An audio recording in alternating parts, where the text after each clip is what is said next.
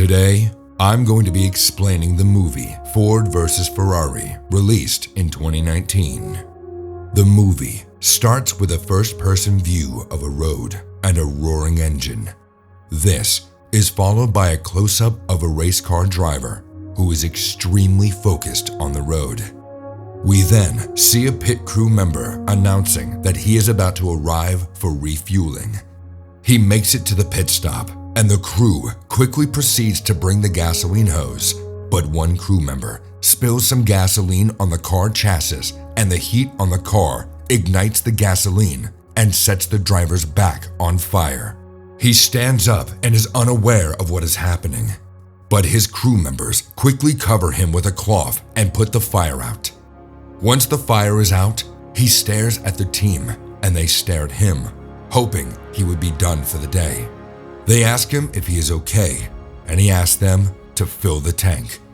They try to convince him to stop, but he tells them that he's no longer on fire, and he continues to go on to continue the race. This man happens to be Carroll Shelby, one of the protagonists of this important story. Now, we are taken to Shelby at a doctor's office, being told that his heart rate is not in good condition and that he is not to continue to race any longer. This angers him, and he storms out to drive his car at high speeds to get rid of his anger. We are then taken to a scene with a kid playing with toy cars while a man is dealing with a customer at his car shop. This other man is Kent Miles, the other individual that becomes the focus of the film. This leads to the events that trigger the whole plot of this story. We see a bunch of well-dressed men who are gathered in an office. A taller old man with a very angry look on his face steps into the office. It is Henry Ford II. He is there to give employees a history lesson on how his grandfather built the business. He looks at the manager and tells him to shut down the power. He cuts the power for the entire manufacturing compound, while employees are still working on cars that are lined up for production. He then lectures the workers on the history of the company. He also gives them an ultimatum regarding their future in the company. They either present an idea to help the business move forward or go home and stay there.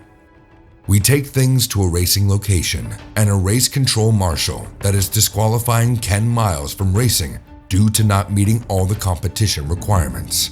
While this happens, Shelby is discussing a sponsorship and giving praise to Ken for his awards, but the sponsor looks at Ken and sees him arguing with the marshal and throwing a tantrum.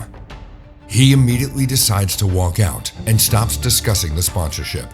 Ken manages to get his car in the race and actually wins, which is seen by the sponsor, who had previously walked out on the sponsorship negotiation with Shelby earlier. Shelby is pleased with the performance and tells an assistant to frame Ken's wrench as he feels this is a moment that they will all remember. That same night, Ken's wife tells him that the IRS padlocking their garage is very unsettling. He responds by saying he will find a way out of the situation. He's struggling to keep his business alive, while he's also looking to succeed as a professional racer. We are then taken back to the Ford company in a meeting room with top executives and Henry Ford. The employee in charge of the presentation was Lee Iacocca, a man who then became a major driving force in the history of the Ford company. Lee proposed that Ford should get involved in racing, but he was met with disapproval before he even began to explain why. He quickly explains that Enzo's Ferrari is the most advanced, fast, and powerful car manufactured to date. If Ferrari wins the Le Mans race, this means more publicity for Ferrari. But if Ford manages to beat Ferrari in the epic race, this would place Ford at the top of the car manufacturing food chain. There was no race in the world back then that would put a car to the test like Le Mans. To this day, the race continues to be a proving ground for race cars from top manufacturers. At this point, we are taken back to Ken that is considering quitting in order to save the car shop. Even with all the struggles, his wife encourages him to continue racing. We go back to a very enthusiastic Lee Iacocca meeting with Enzo Ferrari, and proposing a deal that Ferrari finds insulting. Enzo then proceeds to insult Ford's company as he declines the proposal. Soon after, Ford finds out Fiat has purchased Ferrari. Now Ford is completely fired up about the idea of building a race car, and he gives Lakaka orders to find the best team to build the ultimate race car. He immediately sets out to meet with Shelby and lets him know that Ford is looking to beat Ferrari during the 24-hour Le Mans race. Shelby feels that the only guy who can help them have a chance to make this happen is Ken. Shelby meets with Ken to propose that he has to build a race car in just 3 months and have it ready for the race. Ken takes this lightly and asks if Ford will let him build the car his way. After their meeting was over, Ken declines the offer as he feels it is not worth it, but Shelby asks him to wait until Sunday so they can meet up again for the launch of the Mustang. Sunday comes and both Ken and Shelby arrive at the event separately. Shelby then meets with the senior vice president of Ford, Leo Bebe. Shelby is to give a speech and Lakaka attempts to school him on what to say, but Shelby ignores him and takes the podium. Shelby then goes on to explain how he is partnering with the Ford company, and Ken walks out during the speech. Shelby is not ready to give up on Ken being the right guy for the job, so he waits for him outside his house and invites him out for a ride. Shelby drives him to the nearest airport to show him a new high-performance racing car. It is the Ford GT40 Mk1.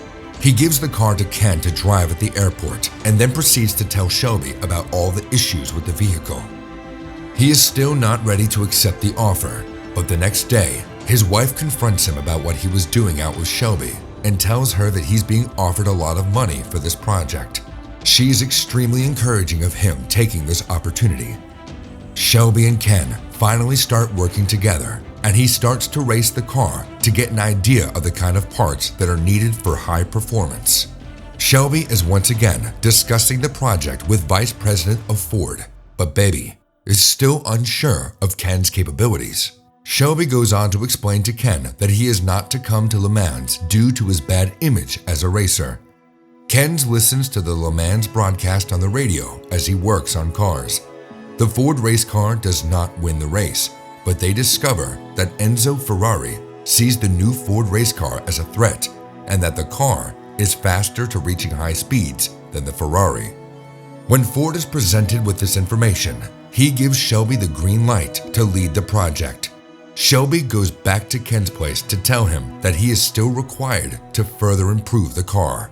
Shelby tells Ken that he's sorry for what happened, but that he needs to knock it off as they have to work. Shelby is then punched in the face by Ken. The two start to fight right in front of Ken's house. Meanwhile, Ken's wife watches them go at it like two dumb kids as she reads a magazine. Once the fight is over, Ken's wife brings them both a soft drink and they patch things up. They finally start to focus on the process of building the new GT40. Soon after, Shelby receives a call from Lakaka telling him that Leo Bebe is going to be in charge of the project. While this happens, Ken has an accident while testing the car, and it causes an explosion. Ken manages to come out unharmed and discusses the faulty brake system with the team at Ford. Shelby soon arrives and lets Ken know that they want to have him replaced by Bebe in terms of decisions. Bebe officially tells Shelby that he is in charge of the project. Shelby only nods and walks out of the office, but he makes sure to lock Bebe in his office. This is to give him time to take Henry Ford on a ride to show him the power of the race car and how it requires that a man who understands racing leads the project. A scared and impressed Ford finally greenlights Ken as the driver for Le Mans, and they race in Daytona to practice. Ken wins Daytona, and Ford loves the news. Ken has finally proven himself as a driver, and now the team is finally ready for France. We are taken to Ken arriving in France for the Le Mans race. He goes to the Le Mans racetrack and finds Shelby there drinking alone. They talk for a moment, and then we are taken to the next morning for the race. All starts to go well as Ken is going against the best racers in the world. The race begins as we soon see Ken's car door open up, distracting him. The incident shows the Ferrari driver gaining the advantage. Ken uses the pit stop to inform the team that the door won't shut properly. They unsuccessfully try to fix it until the head mechanic takes a hammer and forces the door shut. The door is fixed and he rejoins the race. It is important to keep in mind that Le Mans is a 24-hour race, so there are plenty of setbacks to be expected from every driver. The announcer mentions a new lap speed record by Ken, but Baby tells Shelby that he believes Ken is pushing the car to its limits too early. Ken goes on to break another lap record. On his next pit stop, he hears of an incident on the race that takes out one of Ferrari's racers. We now reach nighttime, and Ken is out on the track, even in the pouring rain. But both Ford and Ferrari vehicles are now battling for that pole position. There are 2 other Ford cars on the racetrack, and the remaining Ferrari vehicles are now out of the race. Bebby suggests Ken should wait for his team members to catch up to him in order to have the 3 cars come in a historical finish. Shelby is not happy about his proposal, as it would mean Ken would have to slow down and lose the race track time, as well as having to share the glory he had earned himself as the driver. Ignoring his instructions, Shelby tells Ken that he will decide if he wants to slow down or keep going strong.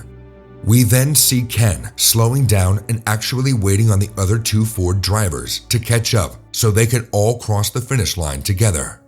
Once the race ends, Ken finds out that Enzo rigged the race and announced McLaren as the winner due to a technicality.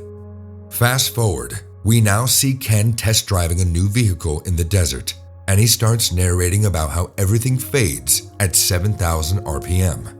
He says how the machine is weightless at that moment, and all you have left is a body that moves through space and time.